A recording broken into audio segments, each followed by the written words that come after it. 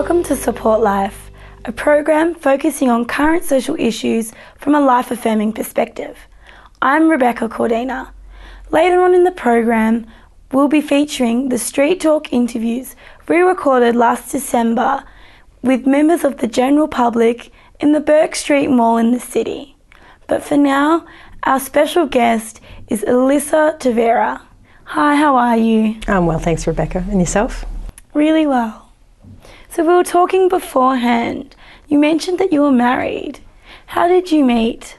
Yes, my husband and I met at a youth group. We had a mutual friend and it went from there. We dated for roughly 3 years and then we were married, yeah. So what was the lead up to your marriage? The lead up was like any lead up, I suppose. Two people fall in love and we discussed our dreams and hopes for the future. Obviously, children was a high priority for us both. And then we got married, so yeah, it was great. So children, you had them straight away? Yes, we did. We had our first pretty much 9 months after we got married. And yeah, we had another 6 after him, so we had 7 children together. Wow. Mm. Being a first-time mum, how was that? It was amazing. It's frightening, but it's also the most remarkable thing that you would do.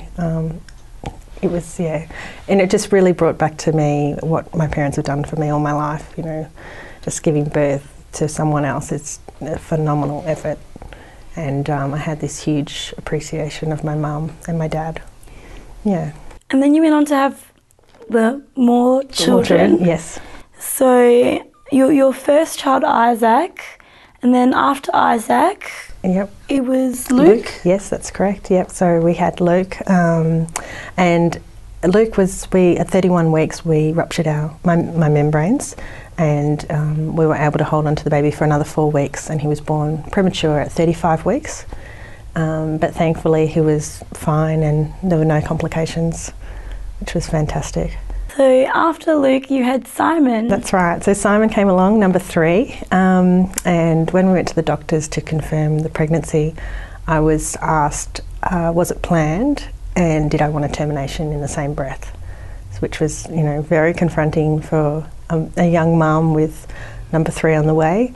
And then at the 10-week scan, we were told that Simon was going to be a Down syndrome child, which again was very confronting, and like anyone, it was terrible news that you'd have such a disabled child on your hands. But thankfully, at 15 weeks, it was found that he wasn't Down syndrome. He was perfectly normal, and we had a beautiful boy, Simon. So, yeah. In that time where you thought you were going to have a Down syndrome child, what were the conversations you were having with your partner? Well, they were very difficult. At the time, we were living away from family, so it was conversations of pulling up our house, you know, stops out and moving towards closer to family for help and support. It was a whole sort of life change of our shift of the focus was then going to be all gearing towards supporting the new baby as best we could, with as much support around us as we could get as well. But and really we didn't think it was affecting us that much, but once we were told that actually no, your child is perfectly normal, it felt like a huge weight was lifted off our shoulders, because it is a huge thing to be told, and there's a lot to be said about trusting in God. So, yeah. So what role does God play in your life? He plays a huge role in our lives. Without God, it would be just so much more difficult, the day-to-day things. But knowing that God's there, and whatever worries you may have, He placed them in His hands, then it all comes right in the end. So, yeah. After Simon, you had Xavier. Yes. How was that? Yeah, Xavier was great. Number four boy. So people down the street would sort of ration out us having more than the 2 children with, oh, you're trying for a girl, and that certainly wasn't the case. It's just what we were given. And yeah, but he was a great baby, no problems with the pregnancy, thank goodness.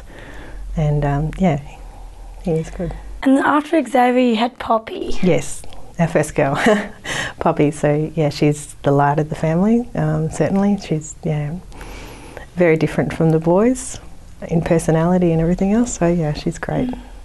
And when you found out you were having your first girl, yes, how was that? That was exciting. We actually had all the boys with us at the ultrasound, and the lady doing the ultrasound, she was like, "You want to find out the sex of the baby?" And we were like, "Of course." And she was like very, you know, she was excited for us to have our first girl, so it was a joyous occasion. And yeah, the boys were rapt knowing that they were going to be getting a little sister. So yeah, it was great. Then after Poppy, you had Molly. Yes, we had Molly. Molly was just obviously the 6th pregnancy, and the first time I actually had a threatened miscarriage at 14 weeks. And from that, there was a blood clot on the sac, outside the sac, and from there I ruptured my membranes at 19 weeks. And at that stage I was told by the doctors that there was no chance of survival for the baby, and that really the only option is to terminate the pregnancy. And because of our belief structure, we thought, well, if the baby's going to miscarry or die, it's not going to be by our hand. You know, that's God's domain. It's not ours to choose whether that baby lives or dies. So we were sent on our way home, and basically I was told, you know, there's no chance of survival. You're just waiting for a miscarriage, which was horrific. It was terrible, especially having 5 other healthy little children running around the place, knowing that I was going to be carrying potentially a dead baby. It was really hard. So from there, we managed to reach 27 weeks.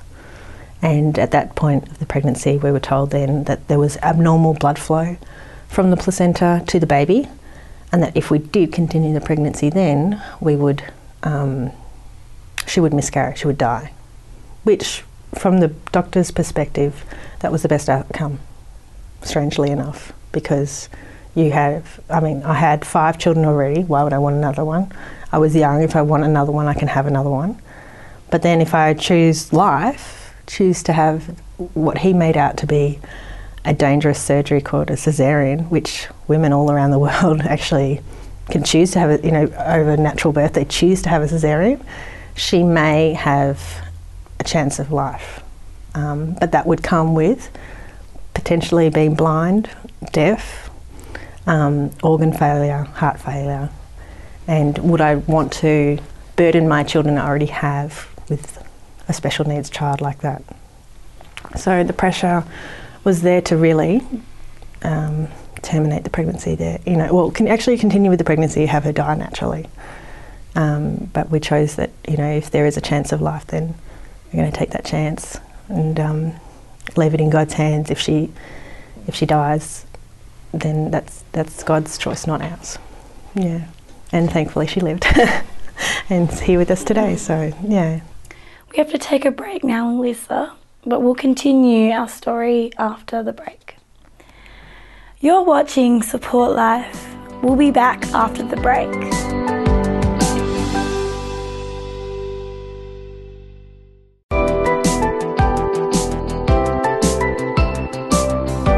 Welcome back to Support Life. I'm Rebecca Cordina, and our guest is Elissa Taveira. So Elissa, we were talking about Molly, your 6th child. Yep. And how at 14 weeks you had that heavy bleeding, and you were told that there was a 50-50 chance of either a miscarriage or Molly living.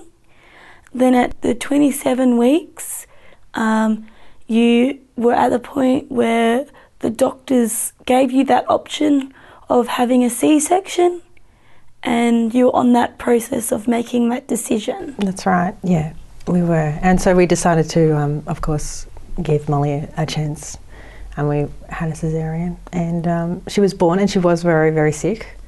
but the first couple of days were rough, but she pulled through and just went from strength to strength. Obviously, there were it was a terrible time because there was that chance that she may not survive even after her birth.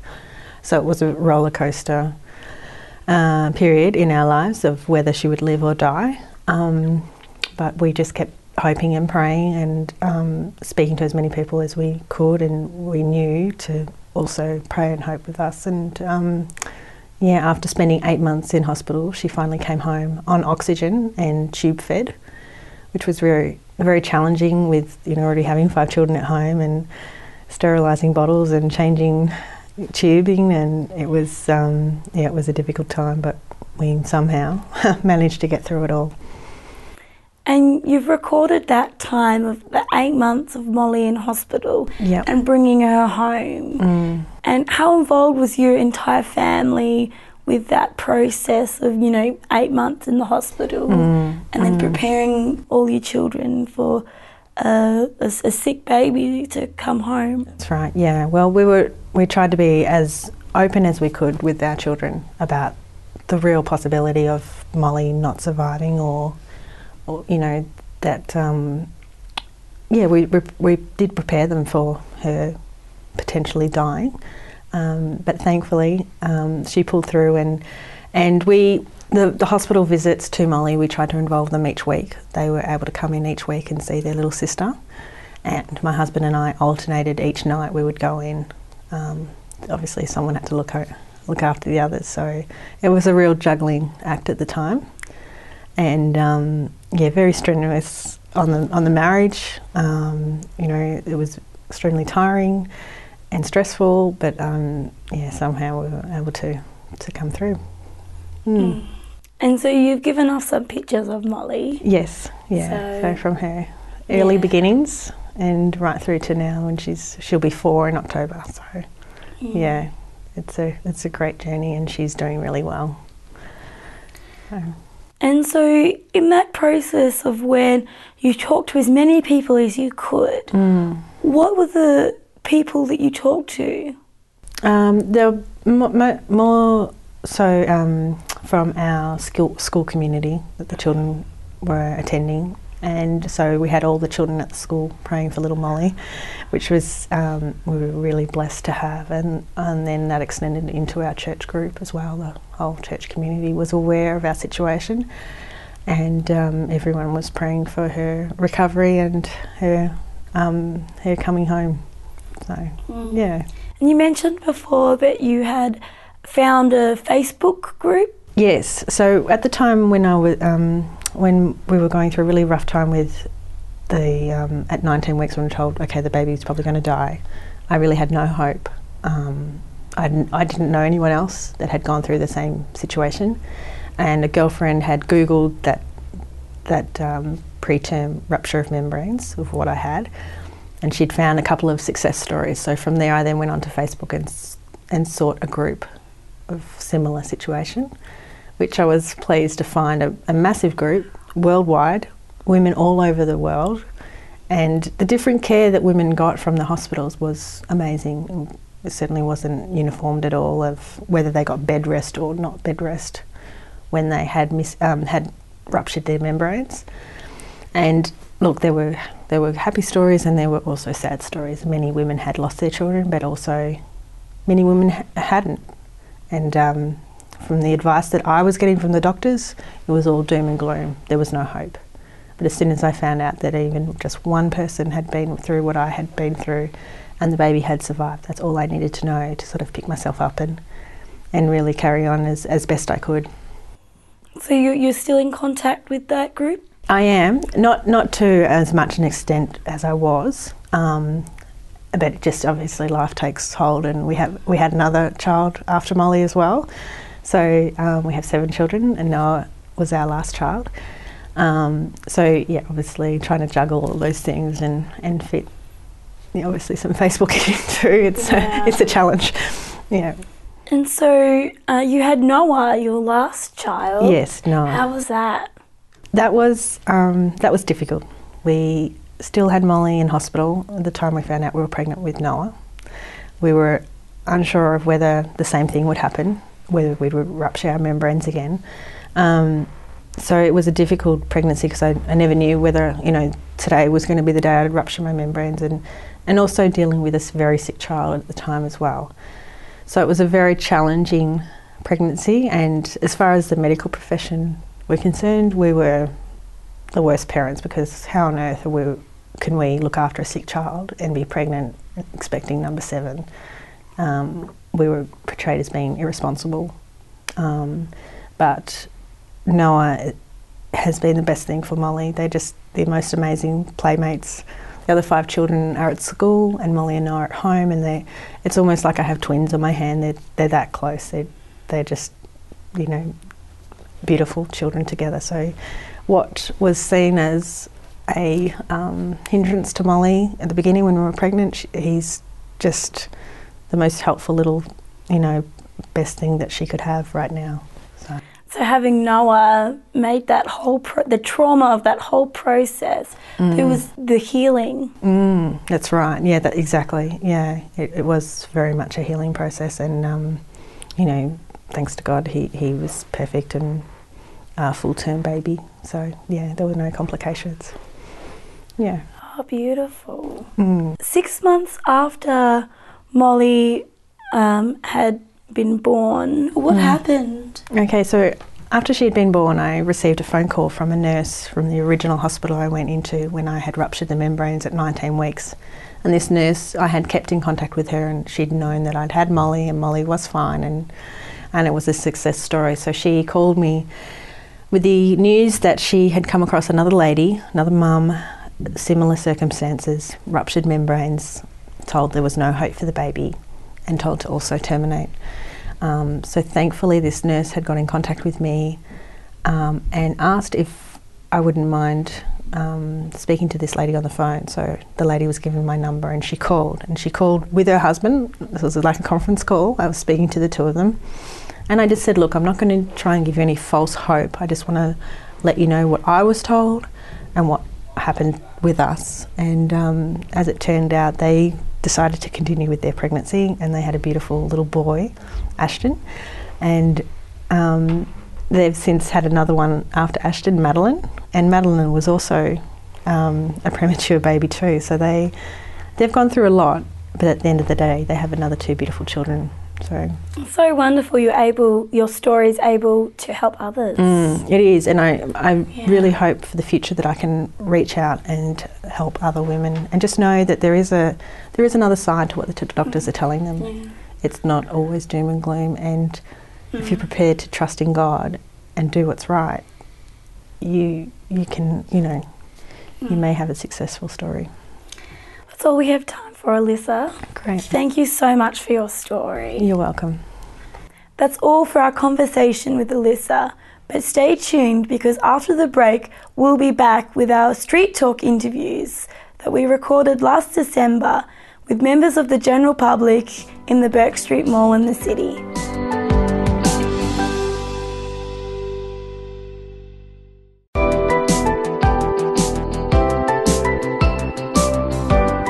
Hi Connor, welcome to the program Support Life, which is on Channel 31. Can I ask you a few quick questions? Yeah, of course. Do you value human life, and why?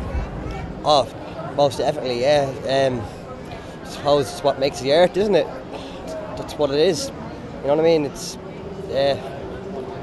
like, that's how the world is run, human life. If there was no human life, it'd be nothing. Without human life, would be nothing, absolutely. Yeah. Have you known of anyone affected by abortion at all? Me personally, no. No, I don't agree with it at all. It's just not good. Why, like, it's murder, isn't it? Yeah. Well, that's what I think it is. Anyway, you know. Okay. All right. If you heard that a pregnant woman died in a car accident, would you consider the baby that she's carrying a second death? Oh, for sure, yeah. For sure. Definitely. It's no matter how long she has to go to have the baby, it's still going to be a baby, of course, yeah. That's 2 people dead, yeah. When do you think human life begins and why? It begins after, I suppose, after somebody has sex, doesn't it? When it begins when it's this size, an embryo. That's when it starts. It doesn't start when she has the baby. It starts when it's in her stomach. Definitely.